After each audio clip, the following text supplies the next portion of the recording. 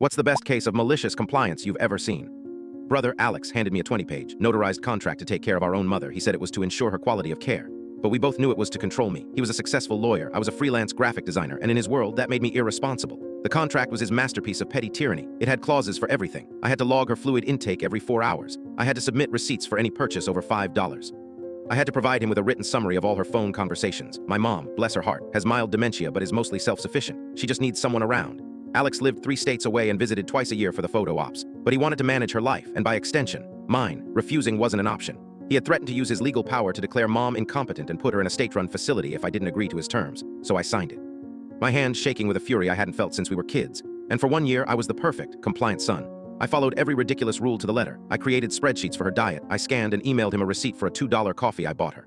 I documented every single detail of my life with her. It was suffocating, but I knew Alex. His arrogance was a fatal flaw. He believed his own systems were infallible.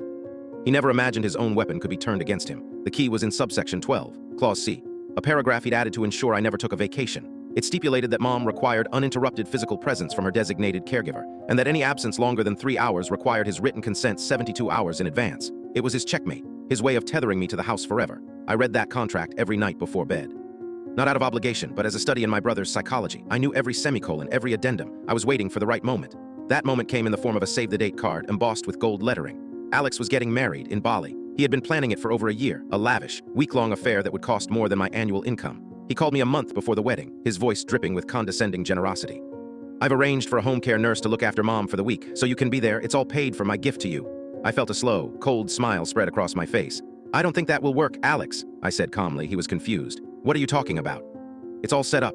"Well," I said, pulling the contract from my desk drawer. "According to subsection 12, clause C, any change in designated caregiver requires a 30-day written notice and the mutual consent of both parties, and I don't consent." There was silence on the other end of the line, then a choked laugh. "That's not what that means. That's a formality." "Is it?"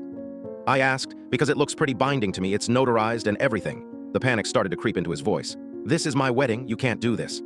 "You wrote the rules, Alex. I'm just following them," I said. The words tasting like victory. He tried everything. He threatened. He begged. He offered me money. He even had his fiancée call me, crying about how I was ruining their special day. My response was always the same. "The contract is very clear." A week before he was supposed to fly out, I sent him a certified letter. It was a formal notice that if he, the co-signer of the care contract, left the country, he would be in breach, effectively abandoning our mother and leaving her without a legally recognized caregiver.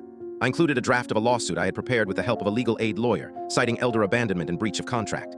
He had a choice: miss his own $100,000 wedding or face a very public, very damaging lawsuit that would threaten his career. He didn't go to Bali. His bride went with her family, and from what I hear, the honeymoon was very quiet. I just sent him a picture of me and Mom eating his wedding cake.